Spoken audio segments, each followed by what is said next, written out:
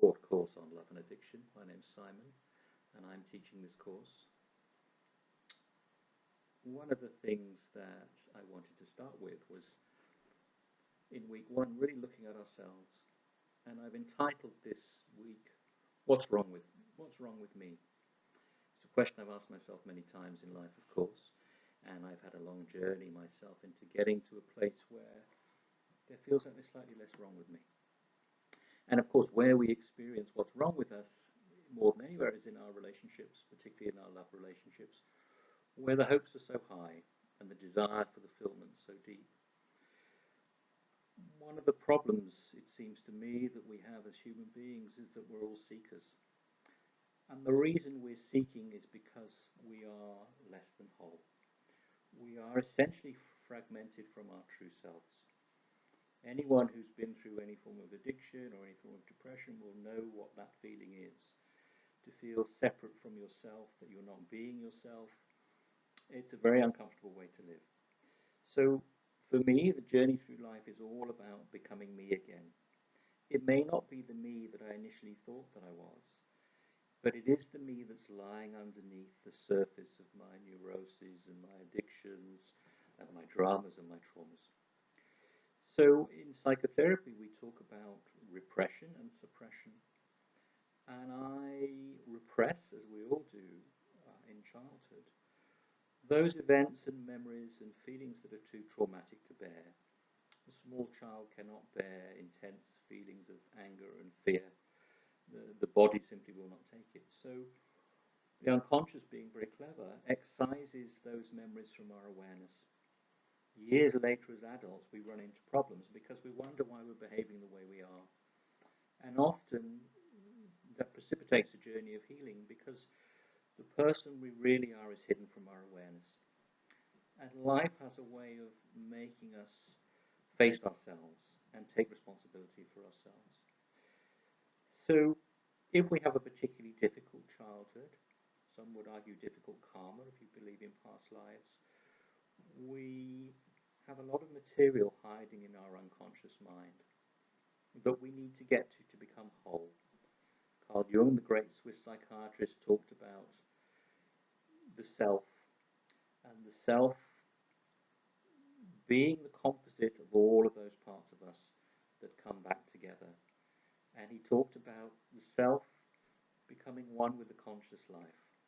So in other words, the unconscious, the material we've buried inside us, and our conscious world come together. We can do this work in therapy. We can look at our dreams. We can journal, which is one of the things I'm going to be asking you to do in this period of time we're together. There are various methods of beginning to bring ourselves home, which I'd like you to engage in as much as you, or as little as you like this week.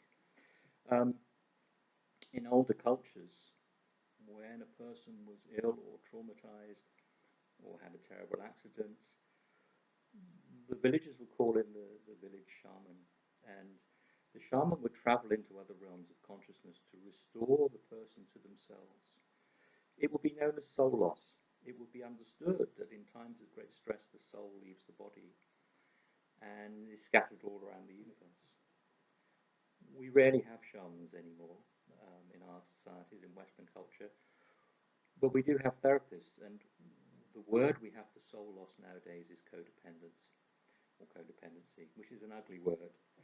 And what it's essentially saying is that all of us are ruptured from ourselves. We're all split off from ourselves in some way. And when we're split off from ourselves, the seeker is born. The seeker who is automatically looking for wholeness, looking to be restored to him or herself. Because the whole, as Jung said, the whole impetus of the universe is towards wholeness, is to move away from separation. So the first position, I'm asking you to adopt a position every week, I ask you to take is, my own healing is most paramount. If you think about it, if we all took on the job of healing ourselves, the world would be very different. But of course, what we're trained to do is we're taught to focus outside of ourselves, both to do good in the world, but also to seek ourselves. So When we turn the focus back on us, the first thing we hit often is our pain, the feelings that we don't want to face, the memories that we don't want to remember. But that is the journey that we have to take.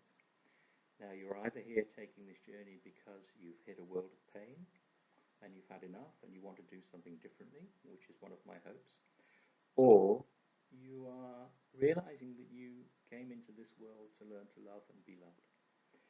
And for me, that's the most important thing in life. T.S. Eliot, the poet, said, at the end of all our exploring, we shall return to our beginnings and know the place for the first time. And in essence, this is the journey that we're all on. Returning to a place where we've always been, but never really recognized. The place that's been right under our nose all the time. The place we find when we begin the inward journey. In hiding from ourselves, we can often end up despising ourselves for our self-betrayal and end up envying and admiring those people who seem to have more confidence and directness than we do. And when we're most triggered into our healing journey or our pain is often when we meet that special someone. That person who really lights us up inside. And as you know, so often things start wonderfully. We experience a honeymoon and we're feeling wonderful again. And what's usually happening is that we are meeting our complementary opposite and finding someone who seems to have the qualities that we lack, which actually we need to develop in ourselves. And when we refuse to develop them in ourselves and latch onto them in the other person, we run into problems in our relationships. And what's called the power struggle starts. And that may be where some of you are at, mired in the power struggle. So during this week, I'm going to be recommending a couple of books. I'm asking you to do some exercises and really start to gently being the operative word, bring yourself out of whatever place you are in that's uncomfortable with great compassion. Because one of the things most of us lack, even though we can give it to other people, is a lack of compassion for ourselves. We are all wounded. We are all separated from our true nature. And understanding that and being benevolent to that part of us that's hurting is the way we begin to grow up. Not through force or through willfulness, but through gently accepting who we are with all our faults. And when we can do that, we can start to do that with our partners too. So there are other videos coming up shortly, but this is a gentle introduction to say welcome. I hope you enjoyed the course, and I look forward to walking this journey with you.